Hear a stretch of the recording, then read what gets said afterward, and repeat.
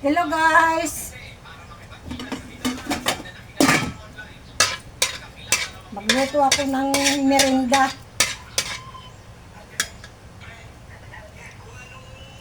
Napalabok.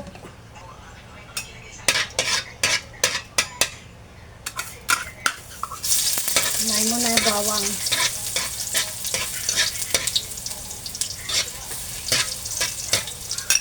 Yes.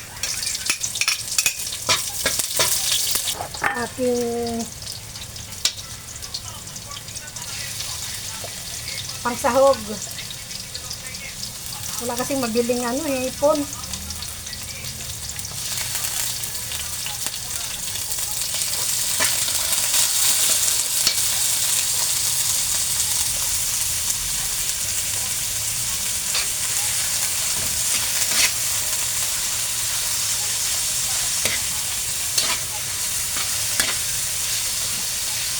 Sayang yung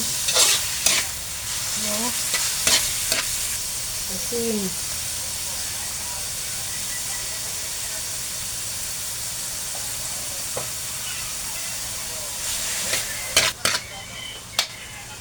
Paminta.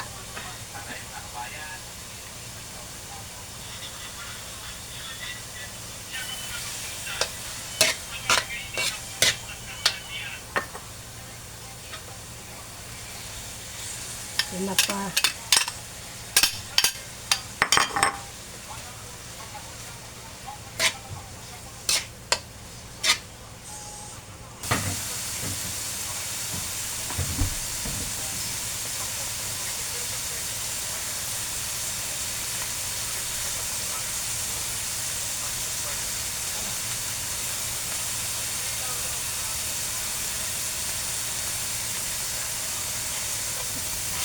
Hindi sabaw ng hipon.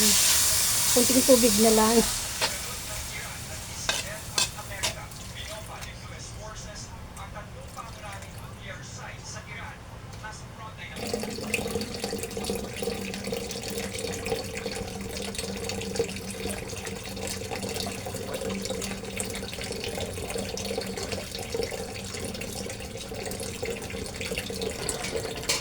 Bilang ng mga nasawi sa bumuong pagbakan ng basura sa Cebu City, umakyat sa 8.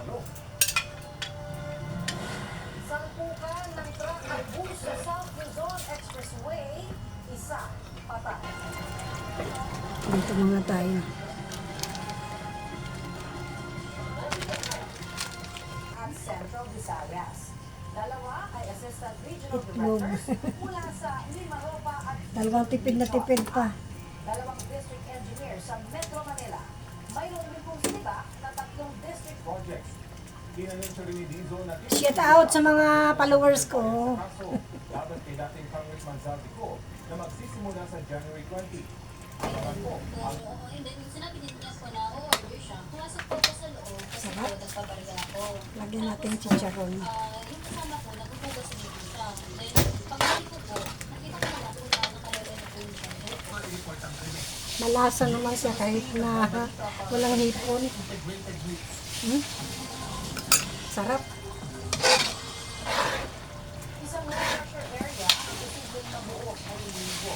Base sa datos ng pag-asa, posible yan ang Region at Eastern Visayas sa mga susunod na araw. Lagyan na natin yung Lumapit sa Bicol Region. May moderate chance ang nasabing potensyal na LPA na mga susunod na oras kabilang ang Metro Manila.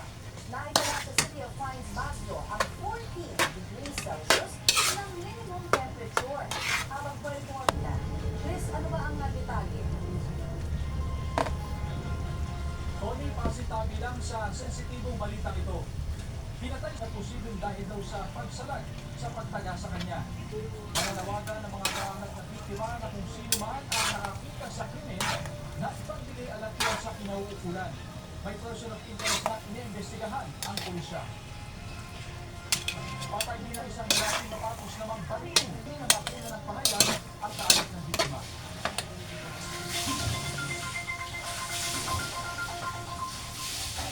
abiso po sa mga motorista may panibagong taas presyo sa ilang produktong petrolyo ngayon.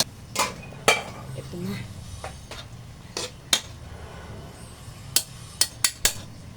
Huwag mahuli sa balita online. Join the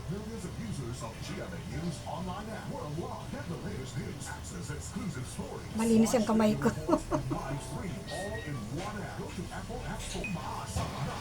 Tapos,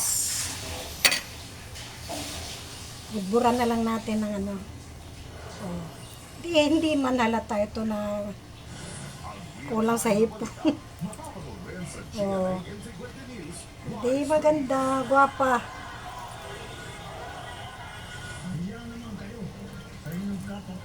Gwapa na, gwapa na.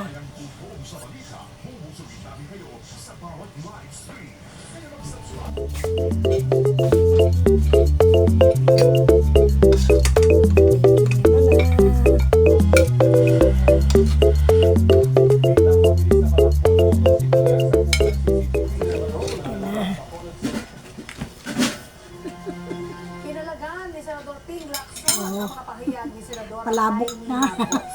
Tulad ng pagkakaroon pa rin umano ng pork barrel sa 2026 budget at pagbabawal umano sa mga senador na questionable flood control project.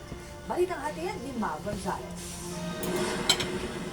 Kung ano na sinasabi niya parang bago sila maging Sa pahayag ni Senadora Amy Marcos na pinagbabawalan umano silang banggitin ang matataas na opisyal sa mga pagdinig ng Senate Blue Ribbon Committee na pinamumunuan ni Lacson. Sige, salamat. Sabi ni Marcos, pinuputol daw ang oras nila Thank you. kapag mababanggit sila dating House Speaker Martin Pagipalo Romualdez na lang. at mas matataas na opisyal sa ehekutibo.